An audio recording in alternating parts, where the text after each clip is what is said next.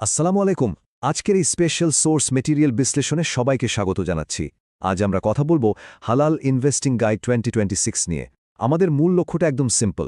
2026 সাল এবং এর পরবর্তী সময়টাতে নিজেদের এথিক্স বা ধর্মীয় মূল্যবোধের সাথে একদম আপোষ না করে কিভাবে হালাল উপায়ে সম্পদ বাড়ানো যায় তার একটা ক্লিয়ার গাইডলাইন বোঝা। তো চলুন শুরু করা যাক। আচ্ছা, চলুন একটা প্র্যাকটিক্যাল সিনারিও দিয়ে শুরু করি। ধরুন 1,00,000 টাকা একটা আলমারি বা ভল্টে একদম তালাবদ্ধ করে 5 বছরের জন্য রেখে দেওয়া হলো। এখন প্রশ্ন হলো, 5 বছর পর ওই একই 1,00,000 টাকা দিয়ে আজকের সমান জিনিসপত্র কি কেনা সম্ভব? উত্তরটা কিন্তু খুব সহজ। না, একদমই সম্ভব না। মুদ্রাস্ফীতি বা ইনফ্লেশনের কারণে দিন দিন টাকার ক্রয় ক্ষমতা বা পারচেজিং পাওয়ার কমতেই থাকে। তার মানে টাকা স্রেফ ফেলে রাখা মানে আসলে নিজেদের সম্পদেরই ক্ষতি করা।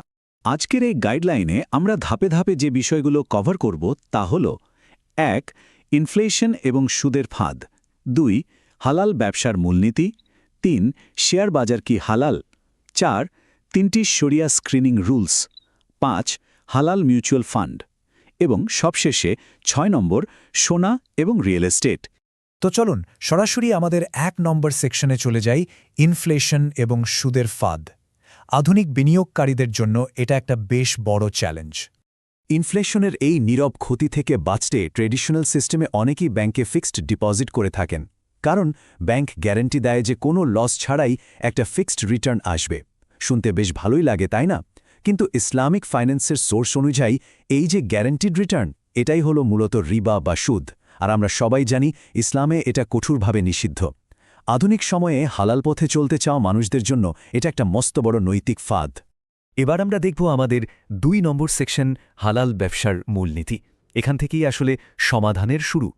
আর এই স্লাইডটা খুব চমৎকারভাবে হারাম ব্যাংকিং এবং হালাল ইনভেস্টমেন্টের পার্থক্যটা চোখে আঙুল দিয়ে দেখিয়ে দিচ্ছে।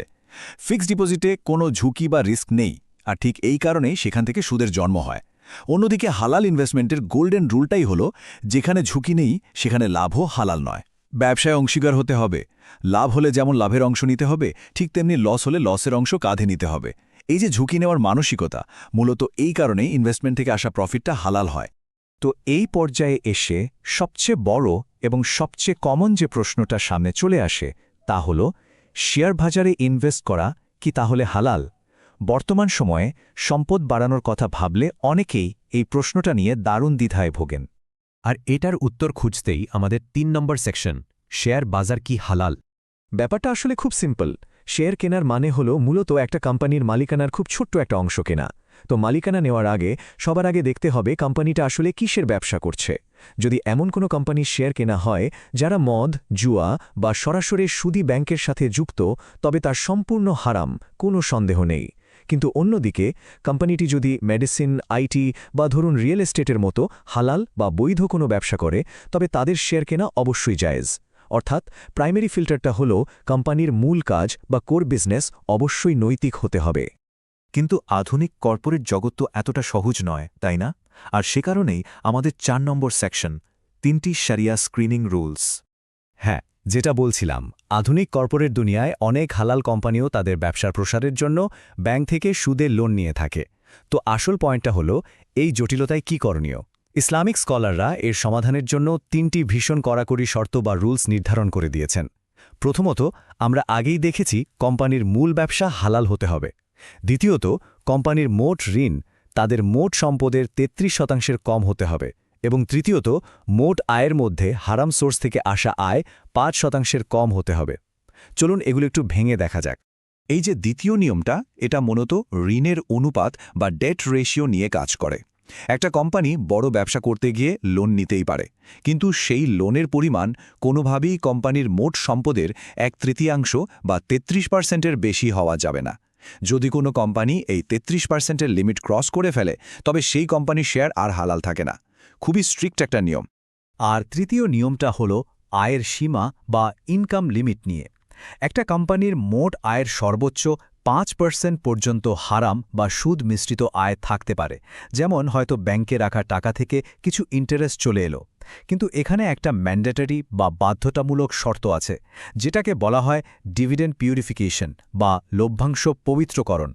এর মানে হলো ওই 5% টাকা নিখুঁতভাবে হিসেব করে চ্যারিটিতে বা সাদকা হিসেবে দিয়ে দিতে হবে। ওই টাকাটা নিজে ভোগ করা যাবে না। এখন অনেকের মনে এই প্রশ্ন আসতে পারে, বাবারে, এত জটিল হিসাব নিকাশ নিজে নিজে কিভাবে করা সম্ভব? একদমই চিন্তার কিছু নেই। টেকনোলজি এখন এই স্ক্রিনিং প্রসেসটাকে একেবারে পানির মতো সহজ করে দিয়েছে। জয়া বা মুসাফফরের মতো দারুণ কিছু ইসলামিক অ্যাপস বর্তমানে অ্যাভেলেবল আছে। এই অ্যাপগুলো ওই জটিল ক্যালকুলেশনগুলো অটোমেটিকভাবে করে দেয় এবং চোখের পলকে জানিয়ে দেয় কোন স্টকটা হালাল আর কোনটা হারাম। তবে যারা এতটাও সময় দিতে চান না তাদের জন্য আমাদের 5 নম্বর সেকশন, হালাল মিউচুয়াল ফান্ডস। যাদের কাছে ইন্ডিভিজুয়াল স্টক বসে বসে স্ক্রিনিং করার মতো একদমই সময় নেই, তাদের জন্য হালাল মিউচুয়াল ফান্ড হতে পারে একেবারে আল্টিমেট একটা সলিউশন। এটা মূলত এমন একটা শরিয়া কমপ্লায়েন্ট ফান্ড যেখানে এক্সপার্ট ফান্ড ম্যানেজাররা সবার টাকা একসাথে পুল করে শুধুমাত্র আগে থেকে স্ক্রিন করা এথিক্যাল এবং হালাল কোম্পানিগুলোতে ইনভেস্ট করেন। নিজে থেকে কোনো রিসার্চের দরকারই পড়ছে না। প্যাসিভভাবে কোনো টেনশন ছাড়াই হালাল পথে সম্পদ বাড়ানোর এটা একটা দারুণ উপায়। সোর্স মেটেরিয়ালে রিয়েল ওয়ার্ল্ডের কিছু উদাহরণ দেওয়া হয়েছে, যেমন ভারতের কনটেক্সটে বলা যায় টাটা এথিক্যাল ফান্ড বা টরাস এথিক্যাল ফান্ডের কথা। আর সবচেয়ে চমৎকার ব্যাপার হলো, এখানে ইনভেস্ট করতে হলে যে একবারে লাখ লাখ টাকা লাগবে, বিষয়টা মোটেও তেমন নয়। এসআইপি বা সিস্টেমেটিক ইনভেস্টমেন্ট প্ল্যানের মাধ্যমে প্রতি মাসে অল্প অল্প করে টাকা জমা করে একটা বিশাল পোর্টফোলিও তৈরি করে ফেলা সম্ভব।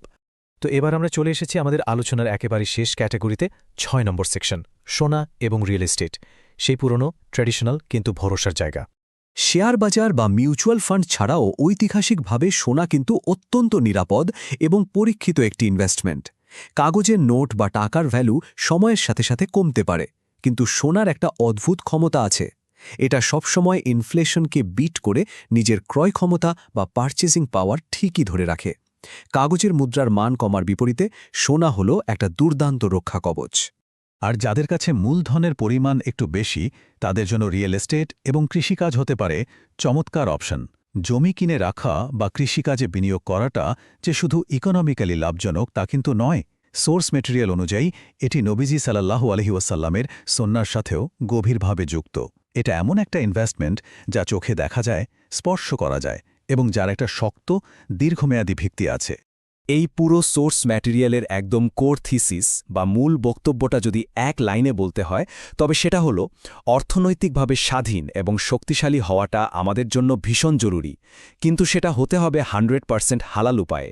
কারণ হালাল পথে বিনিয়োগের মাধ্যমে শুধু যে কারো ব্যক্তিগত ব্যাংক ব্যালেন্স বাড়ে তা নয়, বরং এর মাধ্যমে পুরো কমিউনিটির অর্থনৈতিক মেরুদণ্ড শক্তিশালী হয়। তো আজকের এই আলোচনার শেষে এসে এই স্লাইডটা একটা বেশ ইন্টারেস্টিং প্রশ্ন ছুড়ে দিচ্ছে।